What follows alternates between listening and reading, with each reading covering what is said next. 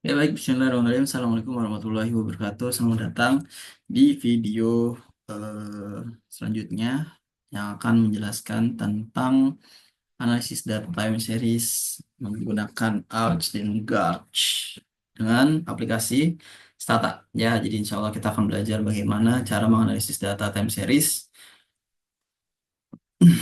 dengan aplikasi Stata. Oke, jadi sebelum kita mulai mengolah datanya, kita harus tahu dulu sebelumnya ARS dan GARS itu apa ya. Kita akan review sedikit tentang metode tersebut. Jadi ARS dan GARS ya. Jadi ARS dan GARS itu adalah sebuah metode untuk menganalisis data time series yang mana ARS itu panjangannya Autoregressive Conditional Heteroscedasticity. Ya, intinya adalah ketika data tersebut itu mempunyai volatilitas yang berubah-ubah seiring dengan berjalannya waktu. Ya, seperti harga saham atau kurs atau inflasi atau lain sebagainya. Jadi ketika data ini punya heteroscedasticity gitu karena nggak bisa pakai Arima dan Sarima aja. Kemudian selanjutnya, kenapa why kita menggunakan ini? Karena di data ekonomi dan keuangan itu volatilitasnya itu banyak yang tidak konstan gitu. Jadi jika dihitung langsung menggunakan metode kayak Arima, Sarima itu nggak bisa karena dia itu heteroscedasticity. Siapa yang akan menggunakan who? Jadi ya pastinya yang berkaitan dengan ekonomi ya, ekonom, analis keuangan, akademisi, dan peneliti yang bekerja dengan data time series yang memiliki fluktuasi besar gitu, yang ngurusin saham atau kurs atau inflasi dan lain sebagainya. Where kita pakai Arch dan Guards di mana? Ya biasanya di data-data tersebut itu di pasar keuangan, perencanaan ekonomi sama manajemen risiko investasi ya lah gitu. When kapan digunakan ya ketika data ini punya heteroskedasitas seperti itu, yaitu varians yang tidak konstan seiring berjalannya waktu seperti itu ya, seperti itulah. Nah, kita langsung masuk ke how. Jadi bagaimana cara kita untuk menganalisis data-data yang ada heteroskedasitasnya. Jadi kita langsung saja terlebih dahulu seperti biasa cari datanya dulu ya, yang jelas ya. Kita akan coba lihat di sini data ini ya. Sini udah jelas data inflasi dari tahun 2003 sampai 2020 sekian. Ya, kita langsung 2022 kita langsung copy aja dan kita masukkan ke stata. Ya, di sini kita udah buka statanya. Ini mengganggu.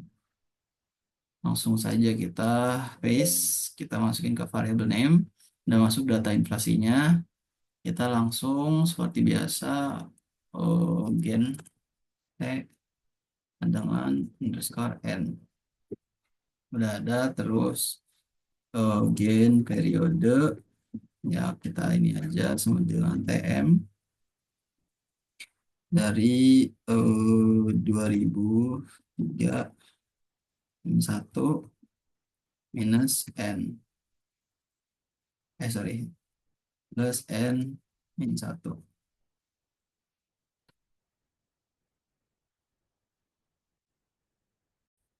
Oke, ada sedikit kesalahan. Aduh, bentar. Ini harus saya kasih underscore. Ini ya kayak gini. Underscore min satu. Oke, kita bisa lihat di sini udah ada ya di sini. Kita langsung ganti format periode persen tem. Oke, sudah harusnya sudah ada di sini dari 2003 M1 sampai di akhirnya dari 2012 ya udah jelas. Jangan lupa TS set periode. Ya dari 2003 sampai 2022 satu month. Kita langsung mau lihat bagaimana koreogramnya. Grafiknya sorry, kita lihat line plots, kita create variabelnya udah jelas inflasi ya guys. Oke, ya seperti ini datanya terlihat jelas ya, kayak memiliki volatilitas yang sangat-sangat tidak menentu. Ya begitulah data heteroskedasitas. Oke, seperti eh, pengujian data pada umumnya, kita cek dulu stasionaritasnya. Nggak usah ngoding, kita langsung aja time series tes pakai ADF seperti biasa, variabelnya di inflasi. Oke, ya bisa dilihat di sini sudah signifikan atau 0,00, artinya data ini stasioner. Ya, kita langsung mulai. Jadi arch guards ini kita mulai dari apa analisis ARIMA terlebih dahulu, baru nanti kita cek apakah dia punya hetero apa tidak, baru kita pakai cara arch guard seperti itu. Ya, metode ARIMA seperti biasa AC inflasi. Kita lihat AC-nya. Ya, di sini sampai leg 9 ya. Bisa dilihat ini leg 10 udah masuk leg 9. Jadi bisa disimpulkan bahwa Q kecilnya itu 9. Tapi kayaknya nggak bakal nyampe 9 kita makainya. Ya, ini untuk P-nya di PHCF-nya yaitu di 3 ya. 3 terus dia masuk. Nggak jelas. Oke, kita langsung masuk ke analisis ArcGuard, sorry, ARIMA dulu. Kita akan mulai di metode yang sudah kita tentukan tadi 309 ya. Kayaknya ini bakal nggak stasioner, tapi kita akan lihat dependent variable inflasi. Oke, Yap, ini bisa dilihat di AR-nya sudah signifikan, sudah 0,00, tapi di MA-nya ya sepertinya banyak sekali kesalahan. Tapi tenang aja, karena aku udah coba cek di beberapa model yang lebih cocok. Harusnya di 304 ini cocok. Ya, sebelum itu kita cek STAT-IC-nya dulu sebagai perbandingan. Ya, AIC-nya di sini 1164. Apabila dibandingkan dengan metode yang saya sudah tes tadi 304, harusnya dia lebih baik. Iya, bisa dilihat di sini Arima 304 0,005 di bawah 0,005 semuanya, dan stat IC-nya harusnya sangat jauh lebih rendah yaitu di 1156536, jauh dengan 1164 ya. Jadi kita bisa pakai Arima 304 ini gitu. Nah, karena kita penasaran apakah data ini mengandung heteroskedastisitas atau tidak, maka kita harus yang namanya terlebih dahulu aduh salah, sorry. Yang namanya terlebih dahulu dia cek apakah ada heteroskedasitasnya atau enggak, seperti itu. Jadi pertama kali kita akan coba cek dengan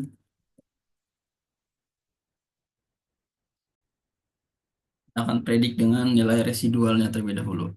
Jadi kita tulis predik resid. Oke, harus sudah ada residualnya di sini. Ya, udah ada ya. Langsung kita regresikan, regres, resid. Nah, di sini muncul R square, probability value-nya, adjusted R square, dan lain sebagainya. Yang nggak penting, kita akan coba pakai stat arch LM.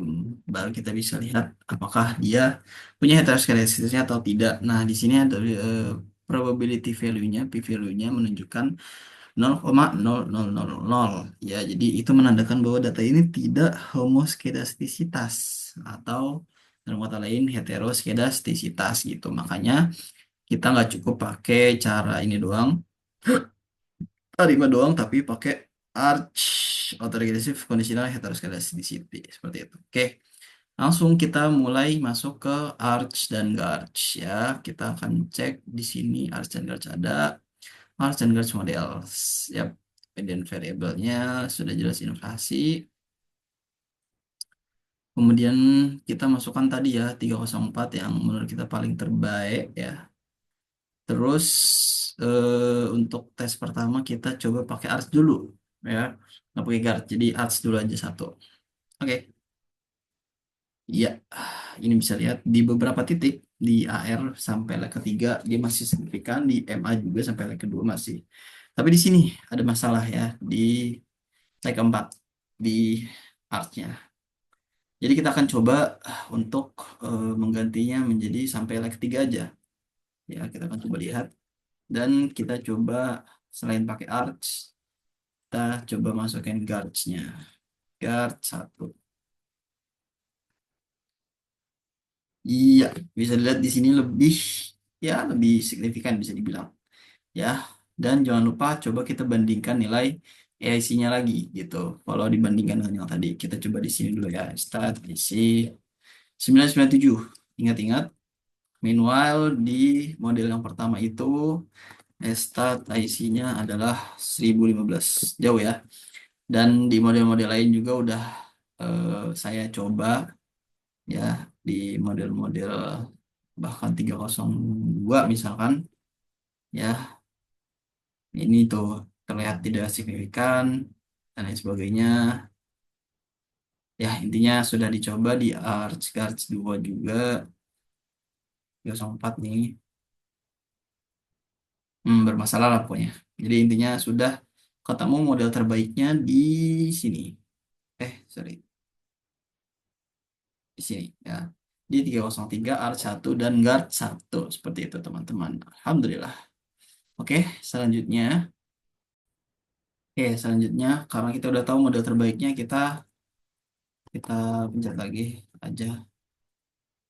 Ya, kita akan coba prediksi simpangan bakunya, teman-teman sekalian. Sebelum itu kita prediksi variansnya dulu, ya. Dengan apa? Dengan kita pakai komen predik.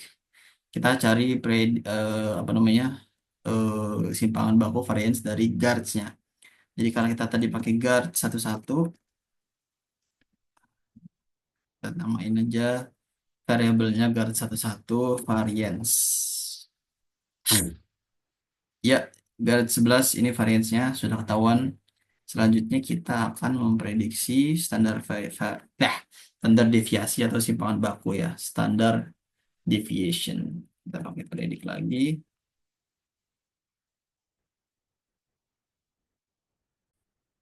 Sorry, ternyata bukan predik tapi gain standar deviation dari Guard 11.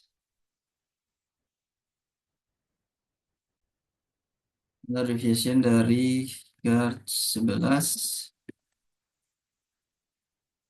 yaitu dengan komen sqrt Guard 11. Oke, kita bisa lihat lagi standar deviasinya Degard 11. Yap, karena sudah ada dua nilai ini, jadi kita bisa lakukan yang namanya forecasting ya. Seperti biasanya karena analisis ini tidak jauh-jauh dari forecasting. Jadi kita tambahkan dulu ya TS pen add mau berapa bulan? Ya, 6 bulan aja lah ya. Oke, kita sudah bisa melihat di sini ya udah ada ya 2023 sampai M6 ya. Jadi kita akan predik di jangka waktu tersebut seperti itu. Ya, langsung saja kita predik ya. Kalau tadi udah ada ininya, kita akan predik inflasi F ya, inflasi F forecasting, Y dynamic. Kita akan masukkan TM 2023 M1. Oke. Iya, kita akan coba lihat forecastnya untuk di inflasi. Ya, udah masuk ya. Ini inflasi forecastingnya seperti ya, naik dan turun. Ya udahlah ya. Terus kita akan coba predik standar deviasinya. Tapi sebelum itu kita harus tahu variance-nya dulu. Jadi kita akan predik variance-nya, variance F-nya, ya, variance forecast, variance dynamic, dynamic sama dengan TM di 2023 dan 1. Ya, variance-nya harus sudah ketebak juga sini ya. Dan untuk itu kita hmm, kita akan baru bisa cari volatilitasnya atau standar deviasinya ya. Gen standar deviasi yang forecasting SDF dengan rumus SQRT yang mana kita keluarkan dari si var F-nya. Seperti itu. Ya, bisa dilihat di sini bagaimana kita menemukan semuanya dari standar deviasi dan juga inflasinya, forecastingnya di periode terbaru. Dan kalau misalnya mau buat perbandingan, kita bisa juga pakai graf plot rate di inflasi F. Let's say. Ya, bisa dilihat tuh di prediction-nya mengalami naik terus agak turun di bulan-bulan selanjutnya. Oke, demikian tutorial dari saya yang bisa saya sampaikan. Semoga bermanfaat. Kurang lebihnya mohon maaf. Assalamualaikum warahmatullahi wabarakatuh.